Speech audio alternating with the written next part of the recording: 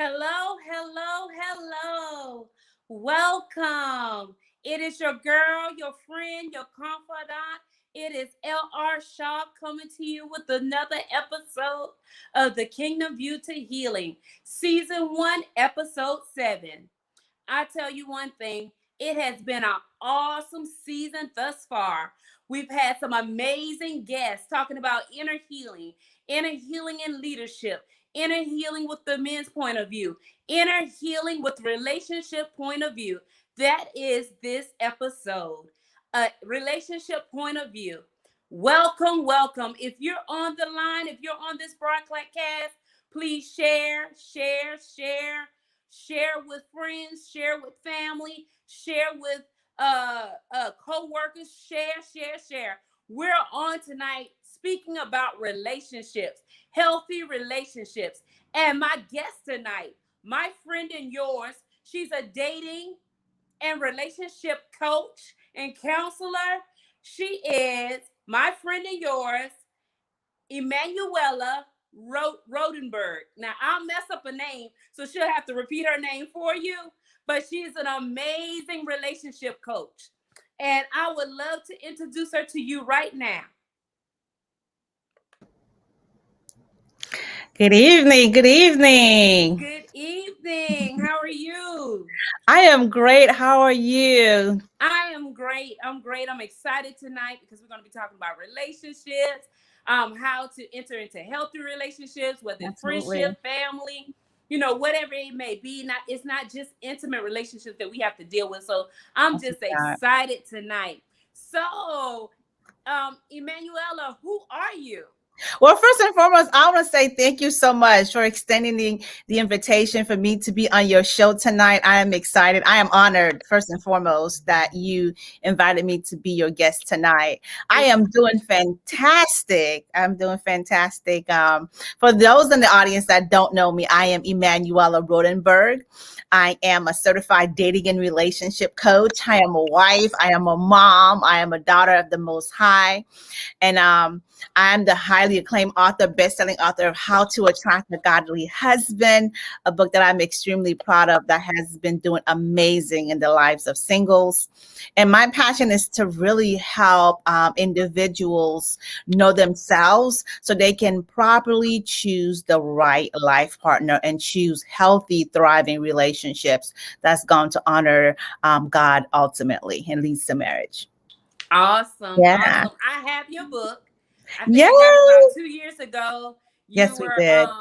You came to our Bible study women's group from Redemption, and you spoke and you taught us about, the right mate and how to wait. And it was very awesome and inspirational. So I'm glad to have you. It's my pleasure to have you on the Kingdom View to Healing tonight. So let's dig into it. Yes. When you think about inner healing and healthy relationships, what does that look like to you?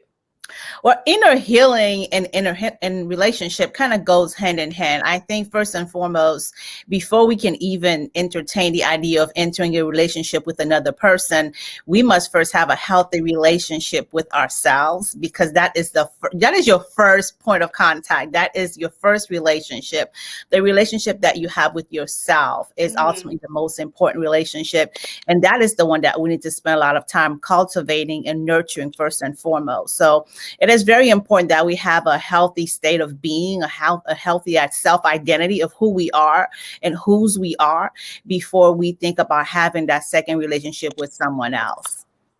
Awesome, awesome. So when you say healthy relationship, a lot of us have been in so many dysfunctional relationships, Hmm. especially from childhood when it came to Yeah. family members, friends, just people that we've met throughout the way. A lot of us, we don't even know what the picture of a healthy relationship is, or Hmm. what it looks like. We've seen fantasies, and a lot of us create fantasies in our minds Yeah. about what a relationship looks like, but it's a fantasy.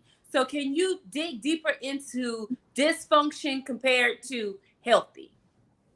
Okay. So first of all, are we talking about relationship with ourselves, or were we talking about relationship with other people?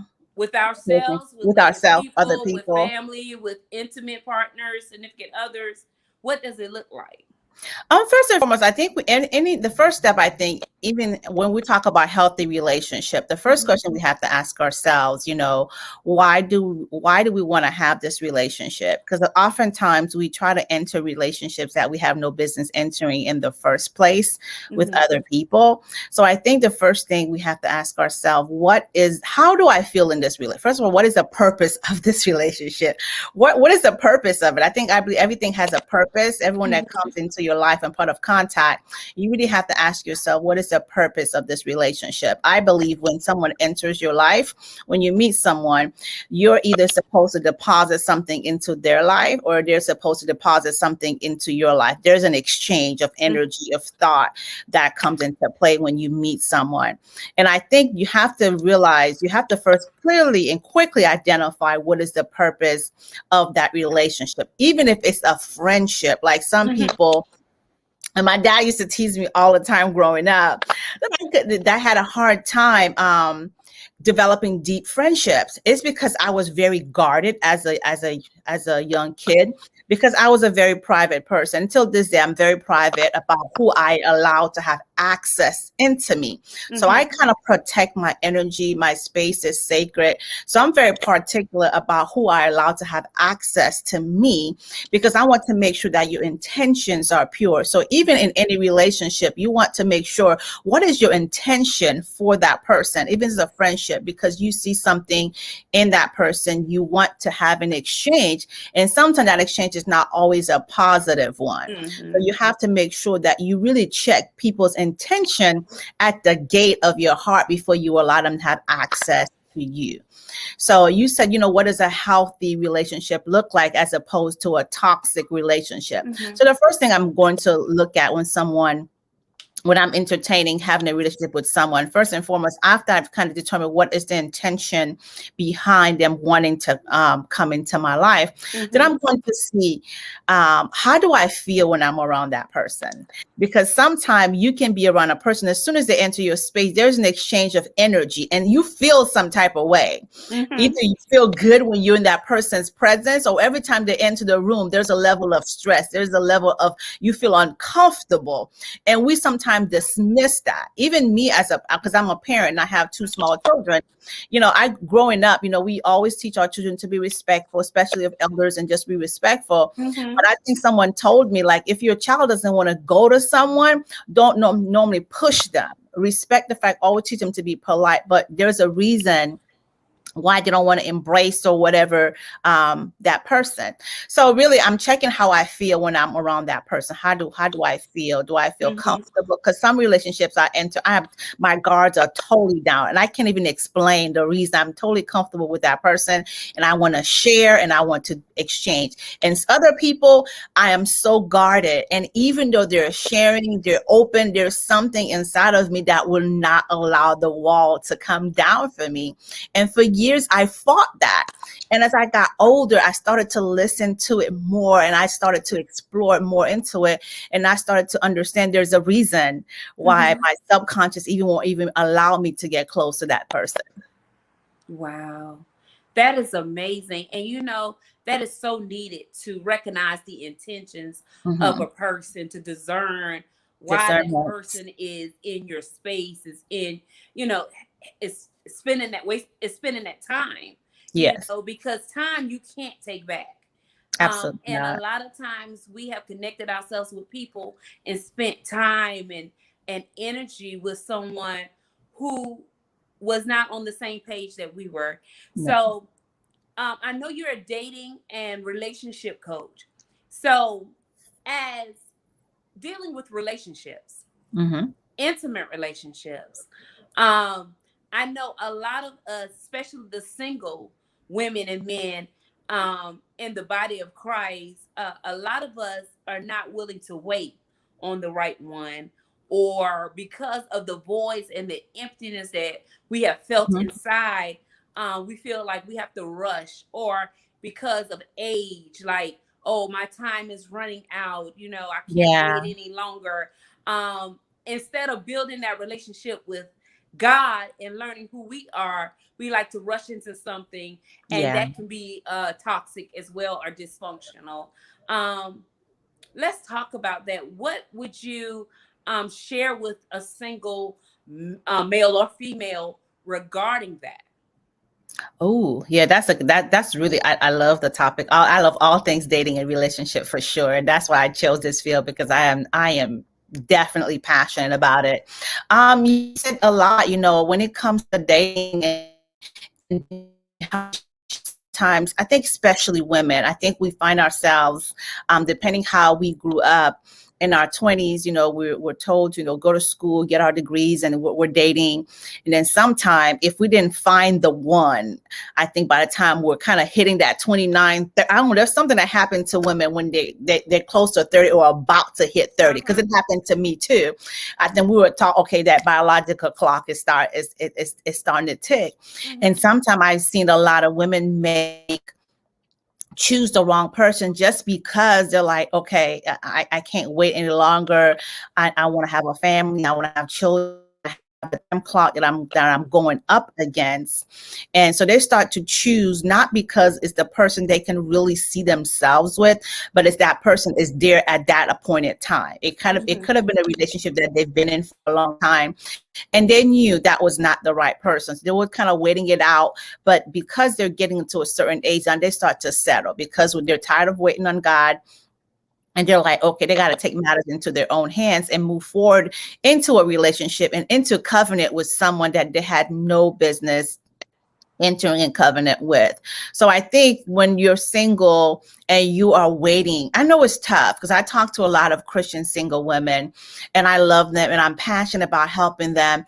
But I think there's something about, I think that true faith really come into play when you're single and you're like in your 30s, and Yes.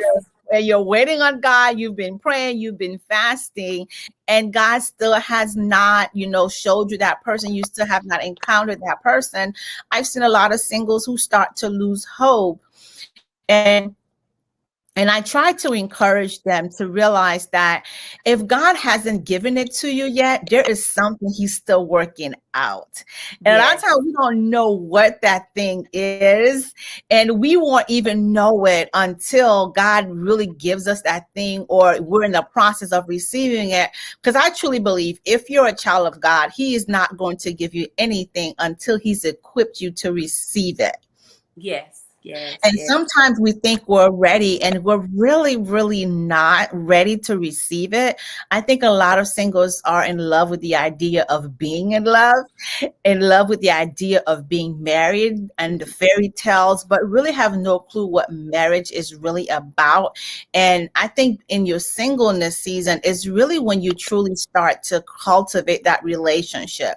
Because if you're not healthy, if you're not whole, if you're not satisfied as a single, Mm-hmm. then you really cannot be in when you're married, And because that is so true.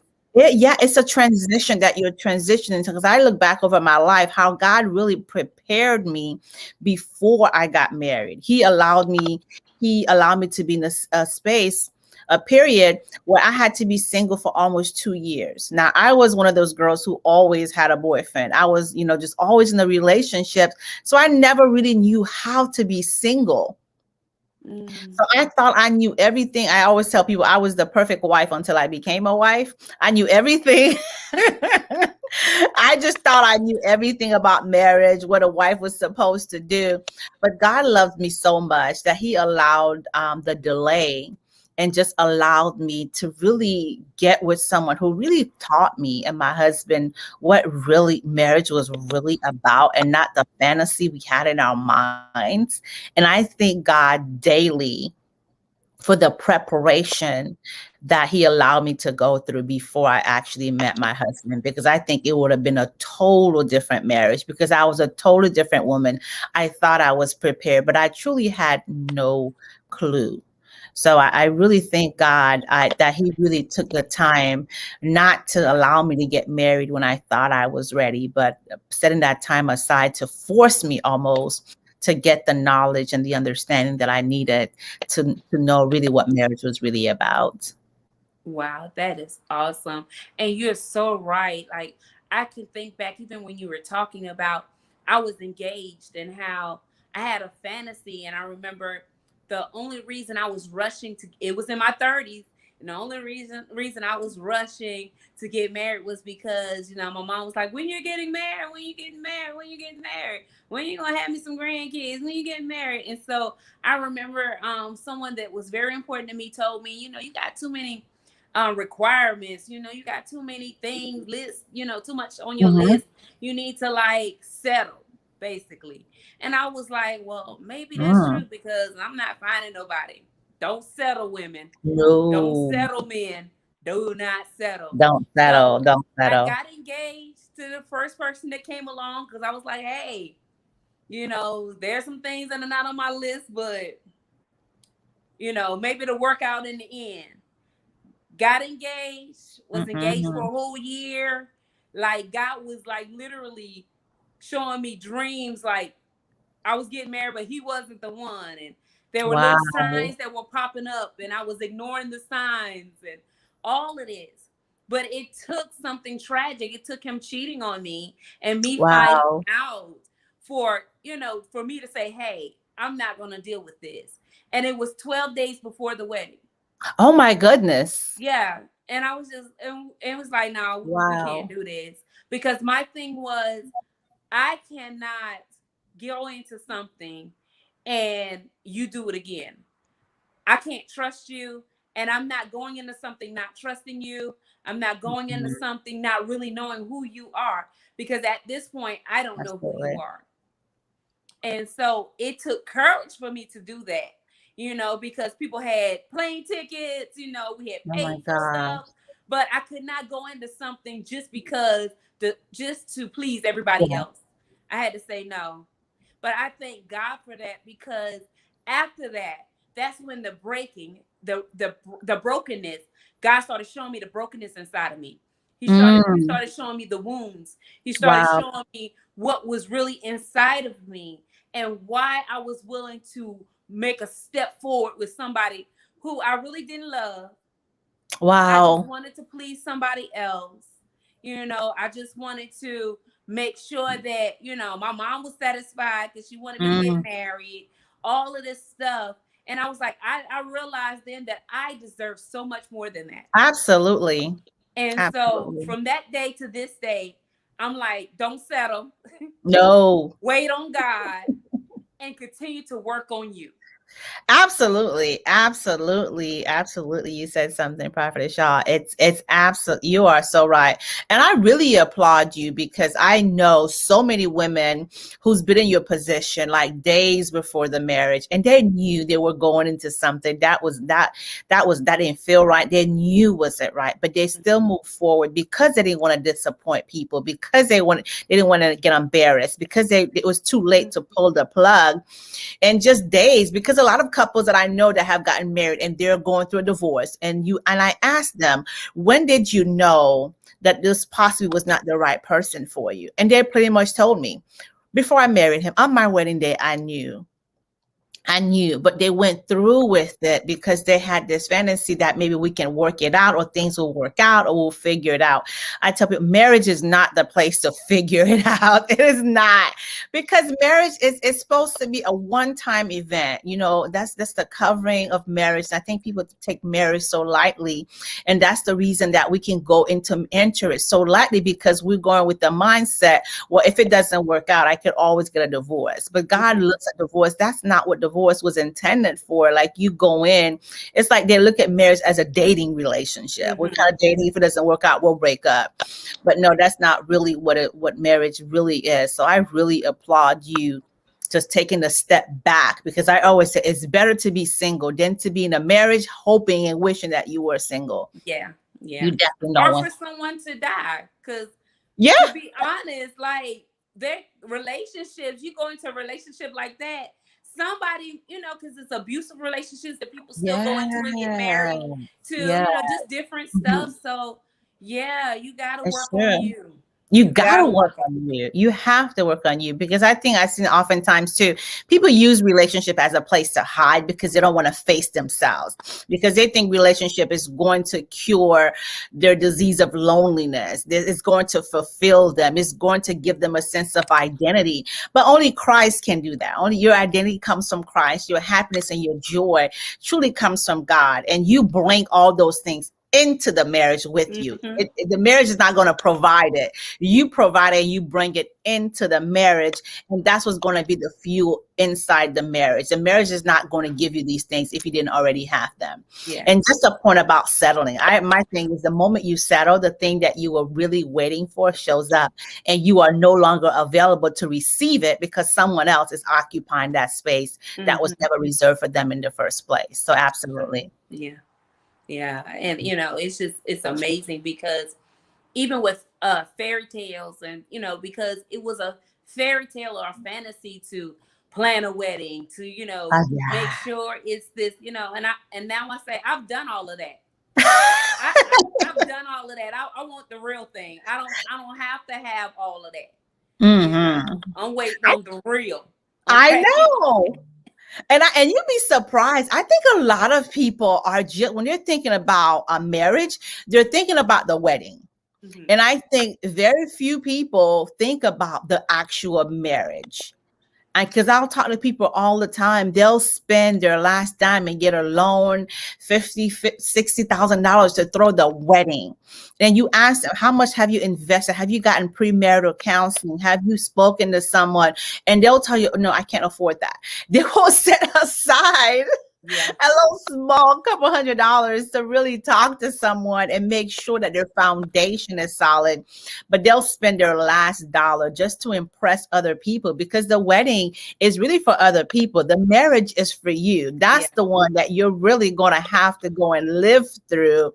It's funny talking about fairy tales. I was always one of those girls. I always wanted to, the ball, the wedding for Cinderella was really nice, but I always wanted to know what happens after Cinderella gets home from the honeymoon. I wanted that part of the movie, because how did she adjust to the castle life? How did she live after with the prince? That's the story I've always been interested in. So I guess that's why I'm really into healthy relationship, because I'm interested in the thing that's supposed to last. Not the one day, but the thing that's supposed to last for eternity. So that's the one I'm interested in. And I'm like that too, watching movies when people fall in love and get married. And I'm like, and it's like the end. Okay, what happened afterwards? What happened after? Well, yeah. So how did they part function afterwards? Like, I'm like that too. And my sister laughed and she just shake her head.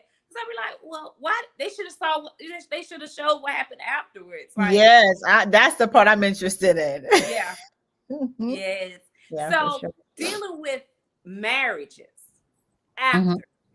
We're switching to the after now. Okay. Dealing with these marriages that they do settle, and they do go into marriages with this fantasy, and then all of a sudden it's like a culture shock, And it's like, oh my God, I'm married and he is not the one that I thought he was, or she is not the Yeah. one I thought he was. And and so I remember one of my friends saying, sometimes you're not gonna like them. You love them, but you're not gonna like them. It's true. It's true. And I said, well, my thing is, I think it's so important that you actually, I think like is even more important than love in marriage. And I think a lot of people are shocked when I say that, because if you think about the friendships, your best friend, and the relationship started because you like that person. When you like someone, it speaks to their character, because there's a lot of people who are madly in love with a person, but they know that they're not compatible, but you love them. And so we marry out of love. And marriage, why you need love, it's not the main ingredient that's going to keep the marriage together. I'm telling you right now. That's why a lot of marriages are failing.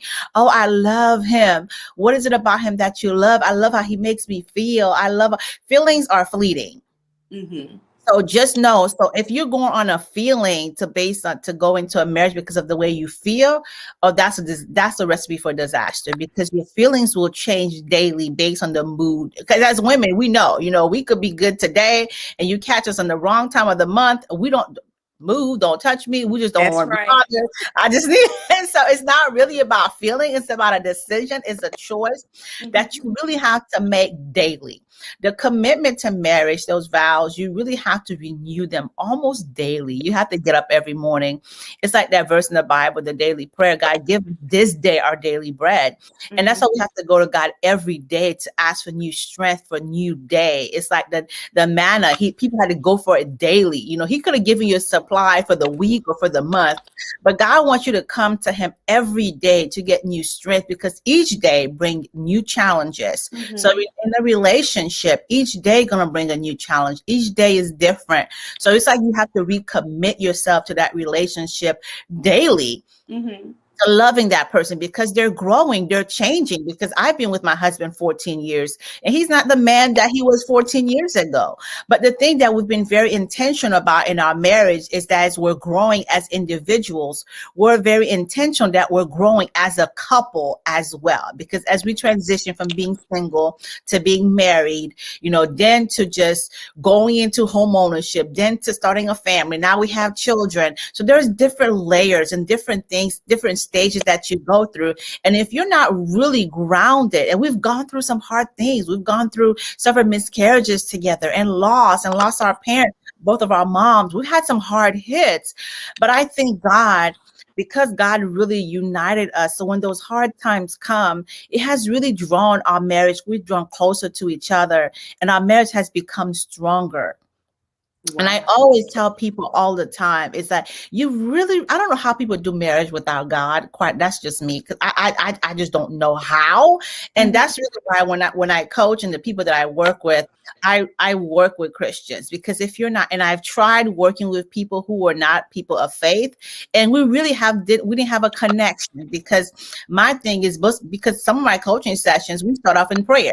If the spirit will lead me, we might start with prayer, or we might pray in the middle of the session, or we might end in prayer. So I want to have that flexibility to know that I can invite the Holy Spirit into our sessions and allow him to lead. And God will give me insights and things that I may not even have known, or that person might not have even told me. But because I'm connected to the Spirit will reveal certain things to me. So it's really just allowing God to be at the center, because I always say, you know what today is, you know what tomorrow was, but you don't know what you know what today is, you know what yesterday was, but you don't know what tomorrow is going to hold. And that's when you go into any relationship, you don't know what's laying ahead. But when you allow God to lead you and guide you, he's prepared you for what's coming, because he knew it's not going to be a surprise for him, because he already knows the tomorrow. So he's going to equip you with the right person that's going to be able to do this life with you, to do this journey, that's going to do the walk with you, that you be able to stand through the hard time, the sickness, and all those things that we say on our wedding vows. He equips you with that you will need. Yeah, I remember, and as you were saying that, I remember like my mom And my bonus dad, before he passed away, before my mom passed away, when they were together, I remember like she was pregnant with my youngest sibling, and she was so sick, and Mhm. she was really sick, like, and she went into labor.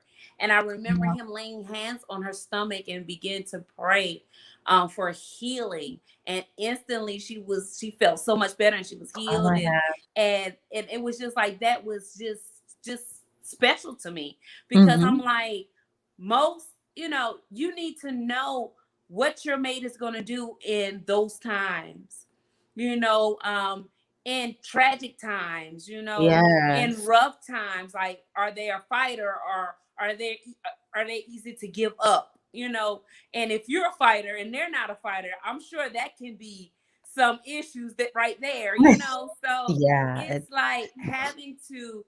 I believe that you have, when you're getting to know somebody, those Yes. are the things that you look for. Absolutely. You look for, Absolutely. how do they react when something happens? Do they shut down? Because I'm a communicator. And so I know for me, I want to communicate what's going on. Everything okay? Let's Yes. talk about this thing. And I've had, even with my sister my sister and I, Mhm. our relationship when we were roommates, like, she would shut down like it was nothing. And I could feel the Girl like that. shutdown. And I'll be like, okay, you just shut down. What's wrong? Like, listen. But she was the Mhm. type of person that she didn't want to talk right then. She wanted to go cool off, and we'll talk about it later when she feels like it. I was the type of person, I can't go to bed mad. I can't go to bed upset. We need to talk about this now. So being in that roommate sister relationship, Mhm. like, we learned a lot about each other, but we also Absolutely. learned how to navigate amongst hard times, or when things were going on with each other. Absolutely. That's a perfect example of a marriage right there. Because most marriages, you're gonna find one party who wants to communicate, like something's going on, let's fix it right away. And the other person's like, no, I need time to process. I'm a processor. I need to process. I need to Hmm. process. And actually, my husband's a processor too. So that kind of work. So we need time to process, and then, but we never, and I think that's one thing that has really been great in our marriage. We don't let conflict linger. Like if there's an issue, we try to handle it immediately, Hmm. because I know what that does to a marriage or any relationship. It's like a poison. The longer Hmm. you allow it to stay in, it just festers and it grows, and your heart starts to get hardened, and it turns into bitterness and anger. It just all kinds of, you give the enemy room to enter into Yeah. your relationship. So we have learned over the years, if there's a conflict, we might even choose to disagree, but we're going to make peace, and we're not going to give the enemy the room to get into our marriage. So that's really important, that you learn how to handle conflict in a relationship, and just know your partner. You have to know your partner so well that one of my favorite books is the Five Love Languages, knowing your partner's Yes. language and how to communicate, how to give love, how they receive love. So that way you can really navigate your relationship, which is really important. Yeah. Do you believe that you should be friends first? Absolutely. I think so. I think a lot of people, even I just partnered up with a relationship coach, because people have been asking me, do you know matchmaking coach? I am the relationship coach, a Hmm. matchmaking coach, a matchmaker, because I truly believe, I think people are putting so much pressure on themselves when they're dating. I say when you're dating, it's really just a process of getting to know people. You're building friendships. Sometimes we put so much pressure. Is he the one? Or I hope he's the one, that you don't really enjoy the journey of Hmm. just getting to know people, build friendships. Do you like this individual? You're engaged to someone that you don't even like. You're Hmm. about to marry him and you really don't like him. And I've seen couples like that. They truly do not like each other, but they're about to get married or they are married. I'm like, why would you do that to yourself? So I definitely encourage friendship for sure. Yeah. Awesome. And I've also seen where, even when it comes to dating or friendship, I've Mhm. seen where um, the man or the woman may be like, let's go to the movies. And the other person be like, okay, when they really don't want to go to the movies. Or they'll say they don't have activities that they like to do.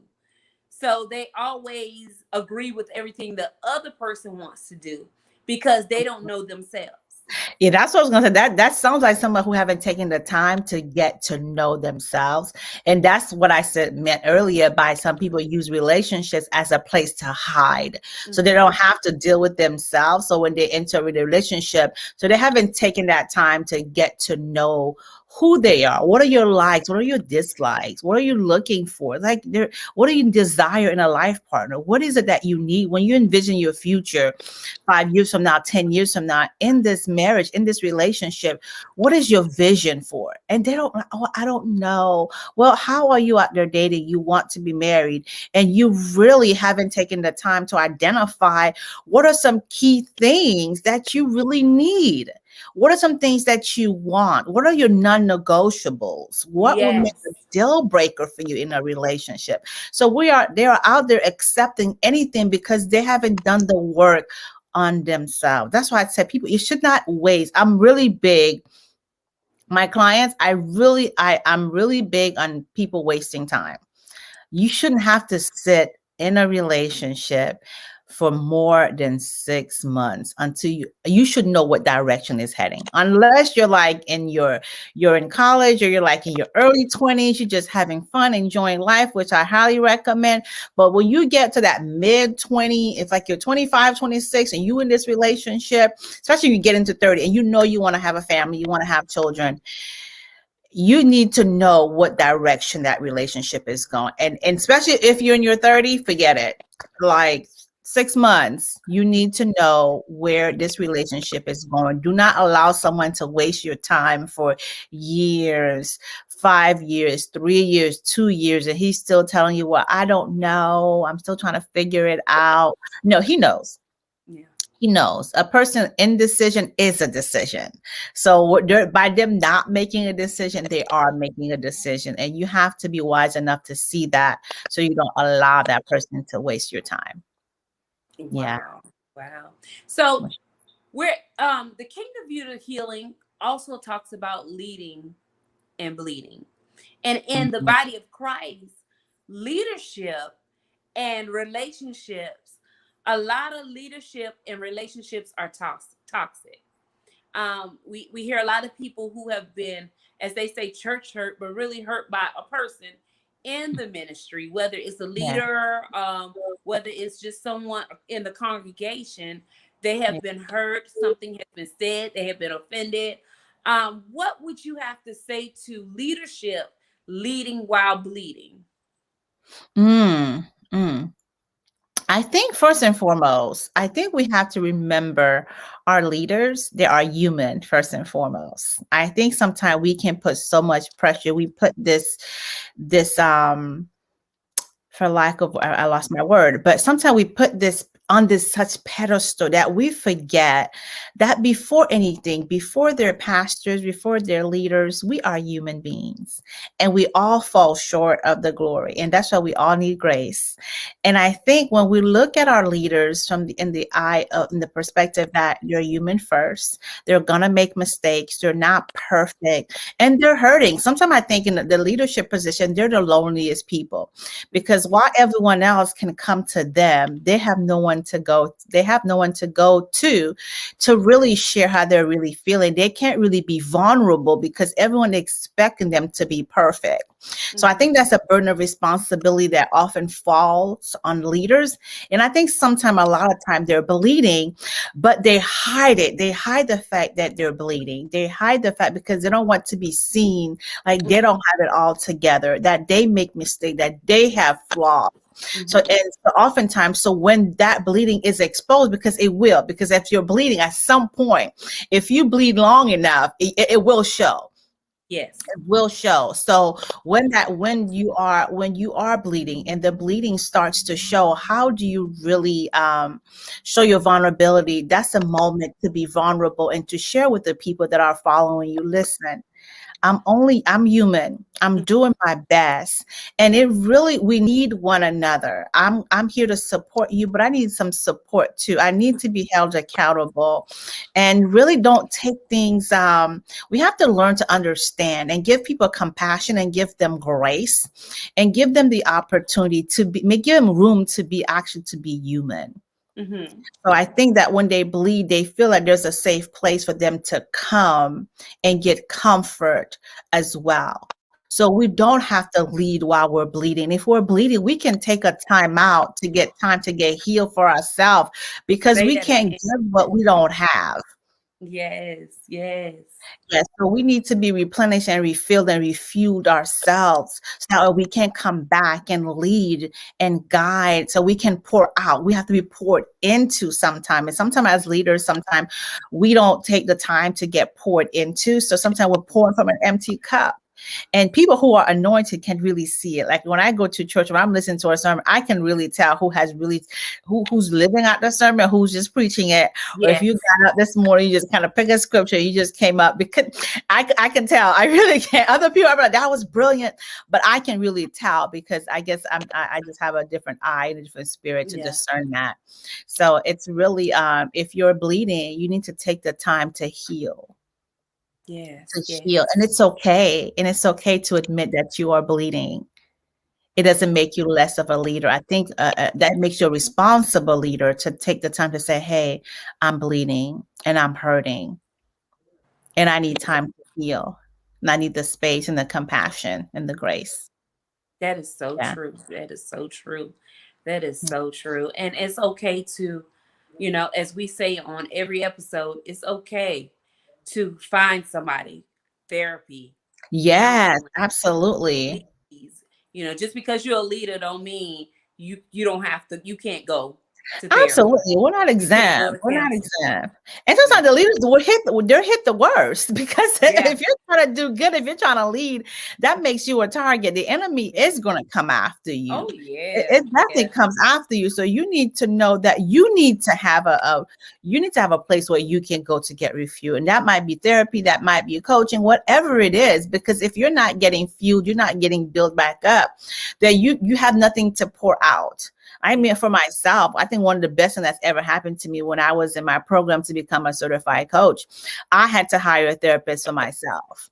Hmm. Which I was like, why do I need a therapist? But that was one of the best things that really happened to me because before I went to therapy, before I had a coach myself, I really didn't understand the process. I didn't see the importance of it. But when I was in it, actually it was perfect because I happened when I was going through that program, it was during that time that my mom passed away. And I Hmm. was really having a really hard time making peace. And it was just hard. And I think it was then that really my therapist really got me through that rough time and just got me to a place where I can really make peace and move forward. So I think there is nothing wrong with it. I think everyone should be in therapy, quite Yeah. honestly, because we just go through things in life. Life is just hard. And sometimes we don't know how to figure it out. So we stay in this cycle of trying to figure it out but you can only do what you know. Once you don't know better, Mhm. you do better. But sometimes with that same mind that has gotten you into the problem, you need a different mindset, you need a different Yeah. perspective to really help you move to something new. So sometimes we're afraid to ask for help because we don't want to appear weak. But I think it Mhm. takes a lot of strength to be able to reach out and say, I need help. Well, there was a quote that said, we don't ask for help because we're weak. We ask for help because we want to remain strong. So we Yeah. have to be, there's no shame in asking for help and reaching out and say, hey, I need some help and getting the help. I think it makes you better and more effective. Yes, and that is so true. And I believe that in every area of your life, you need a coach, counselor, or therapist. I Like you believe really it. do. Like my mom just passed away in January, and Oh, so have a sorry. grief specialist, that I speak with. I have a friend that's a relationship coach. I talk to her. You know, I'm always Yeah. going for help because I understand that in this walk, like you deal with things, and Yeah. sometimes you just need someone that you need a safe place to go run to. and Yeah. and, Sure. and yes, we run to God. God is our safe place, because a lot of people say, well, we got God. And yes, we do have God, and He is our safe place, and He's Mm-hmm. our counselor, He's our protector, He's our restorer, He's all those things. All of But those He created these coaches and resources. counselors and therapists, these resources for us to Mhm. go to. We go to the Absolutely. doctor, we go to the dentist. So Yes. these are other specialists that He has given us to go to. And so, I believe that we all should be able to reach out and put down the pride, put down the shame, Yes. because we all are dealing, especially with leaders, we all deal with something. People leave our life, they come into our life, with different Yes. intentions, different Mm-hmm. things, and we're broken, we're hurt, but then we move forward and we keep going. But it's not gone, it's just festering, and it's Yes. just sitting there for another trigger to hit it, for something Mm-hmm. traumatic to hit it, for it to come up again, and then it's worse than what it was before. So I Absolutely. I, I just encourage you all to definitely seek help. It's out there. Yes, It's out absolutely. there. You definitely, like you said, it doesn't go away if you because you didn't deal with something, you just kind of push it aside. You compartmentalize it. So you put it this here, but just like you said, it just takes a trigger, something to trigger it, and then it comes right back up because you never dealt with it. And that's why I see a lot in relationships because people never learn how to do relationship. And it is an art. I promise you, it's an art. It's very strategic. It's like anything. It's a skill set. Honestly, it is. The more I do it, the more people that I work with. And I work with smart women, who are Mhm. doctors, who are very successful, very smart, but relationship was just something that they never learned.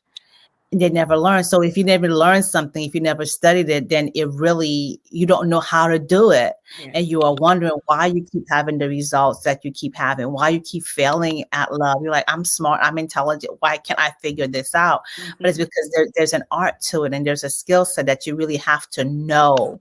And when you're dealing with another individual and try to build the two becoming one, and that's a process of how do you communicate, you resolve conflict. First of all, how do you choose the right person? That's really the first start for me, is really Mhm. choosing a person that's going to complement you, not only from where you are today, but where you're heading in the future, which is Mhm. very, very important. So how do you identify those things and knowing what you need in that partner? So you definitely need someone, if you don't know, to help you walk you through that. Yeah, especially in leadership, because Mhm. with leadership, depending on who you are in leadership, and it's a certain type of wife you need, a certain type of husband you need in leadership.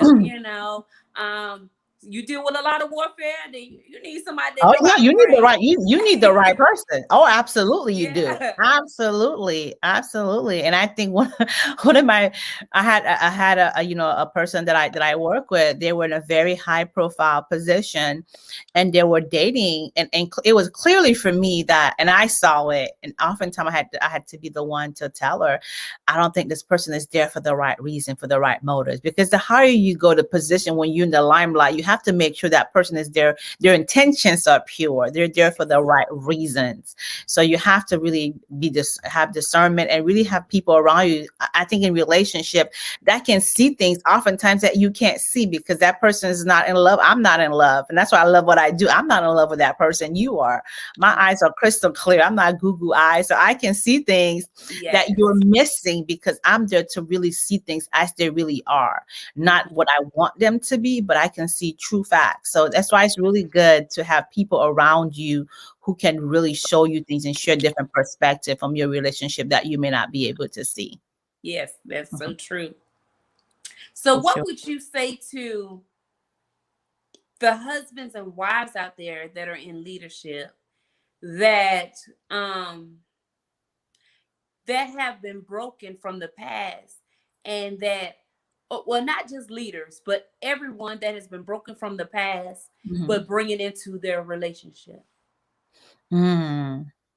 I think it's unfair to your partner to bring that excess baggage into the relationship. I think it's very important that you take the time to heal before you enter a relationship, because otherwise your current partner is paying the price of what your previous relationship, what happened in that previous relationship, because you never got healed, you never got restored, you never made peace with it. So there's a part of you that's still attached to that past relationship, because I believe until you really made peace with that past, they still have a certain power over you, that there's still that tug. And that's why I tell people all the time, unless you can really be friends with a past relationship, really you have, it's not over.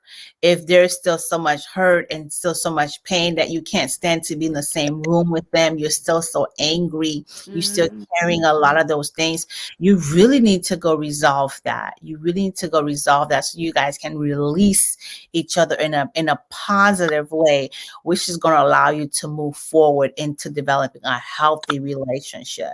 And you have to find a way to get rid of that toxicity that from the past. So you really, really want to take the time to deal with it, because it will come up, because you might have hid it away, you might have tried to hide it from your current relationship, but sooner or later it's going to come up. Something, the current person might do something to trigger it or something. So I would highly recommend you take the time to heal and get restored and redeemed before you move to a new relationship. Before, if you're already in a relationship, still, seek help and really talk to your current spouse about it and say, hey, this is something that I've been carrying, that I carried into our marriage, into our relationship, and I want to be respectful of our relationship, of our covering, enough to really get help and deal with this, and really, really leave it in the past where it really is.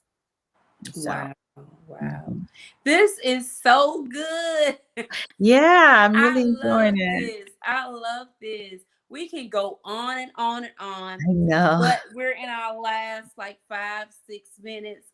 Tell me, what is your last thought on relationship and healing? Relationship and healing. I think it's so important. I can't even stress how important it is that you heal as an individual. I think even in my marriage, there's always going to be things that you go through and you're growing through. I think as human, as long as we're here, we'll never fully graduate until our last breath. So there's always going to be something that we're going to need to grow and heal from. But it's very important as those moments come and that you feel like you're hurt, like whether you said in the church someone hurt your feeling, that we really learn to look at people with compassion and really look at people. And not sometimes, especially in today's social media, people can put all kinds of masks. You don't really know what's really behind the mask. So you Yeah. really have to have discernment to really see that someone is really hurting. And that's the reason they're acting out in a way that's like, what is going on? That is like, you can't understand. You're just mean, or just, so you have to be able to see past the pain sometimes. Yes. Yes. Especially in relationships, it could be in friendship, like you said earlier with your sister. Like you can just really see what's going on. Something's going on. Something shift. And sometimes that person can act up, or just they can shut down, or they go into this mode.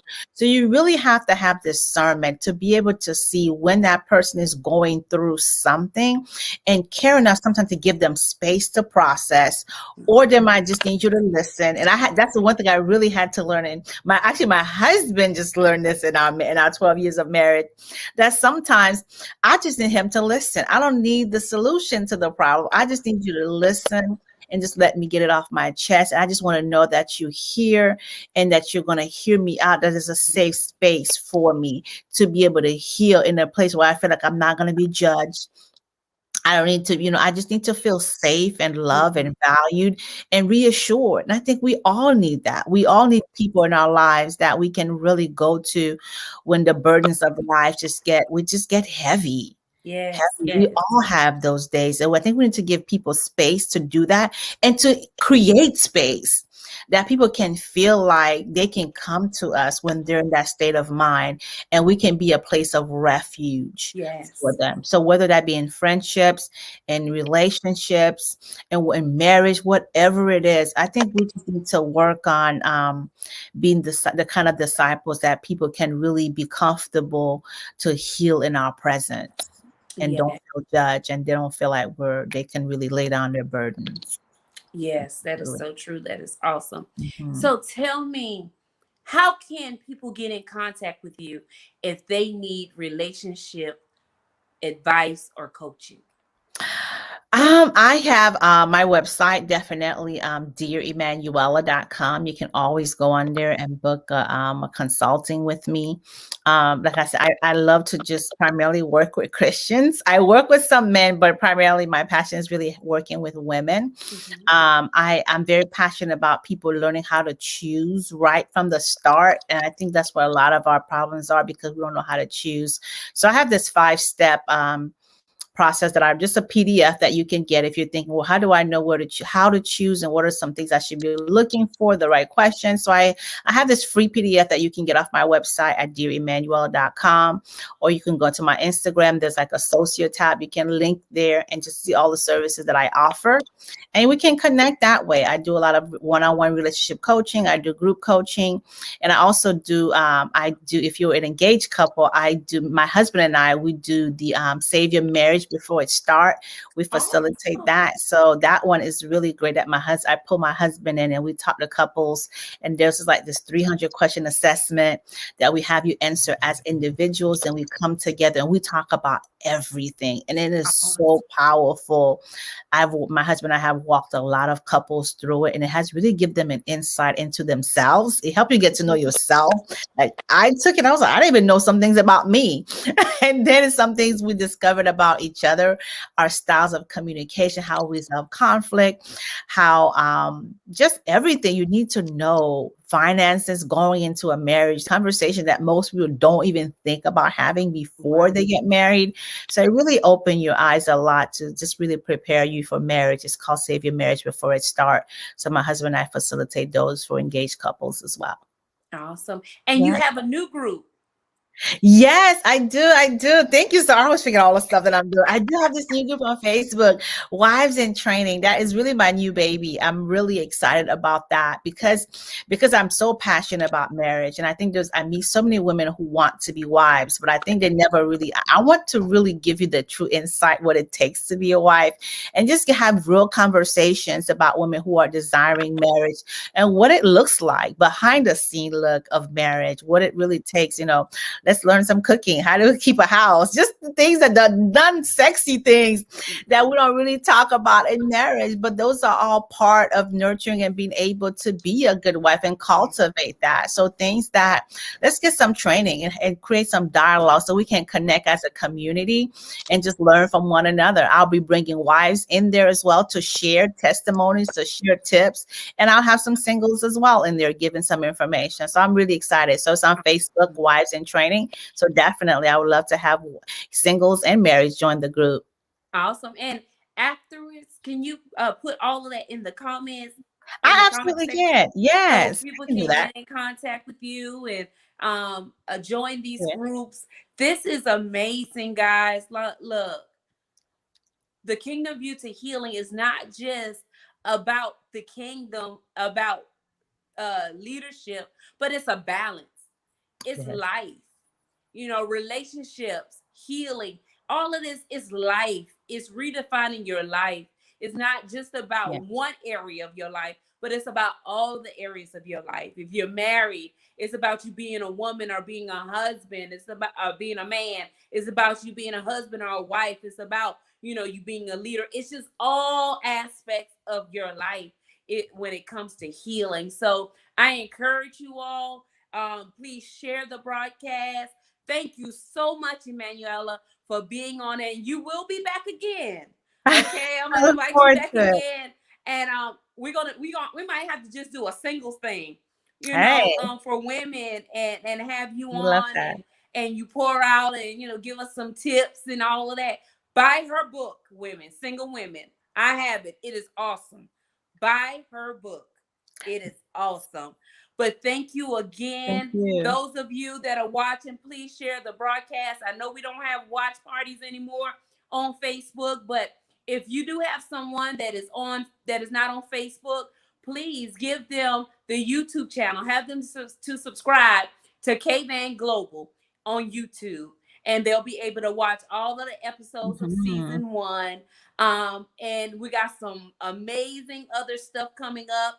In July, we're going to do a 2-hour a 2 hour season finale with all of the guests that were on the show this season. Awesome. So I'm excited about that. We in October 14th through the 16th, the Kingdom View to Healing Leadership Retreat in Durham, North Carolina. We're going to be posting the information about that. Please stay in touch, stay tuned to what's coming next on the Kingdom View to Healing. Thank you again, my friend and yours, Emmanuella. And I'm your Thank you. host, your girl, your friend, your confidant. I am LR Shaw. And we thank you for watching. Have a good night. Have a good night. Thank you so much. Let me type it in.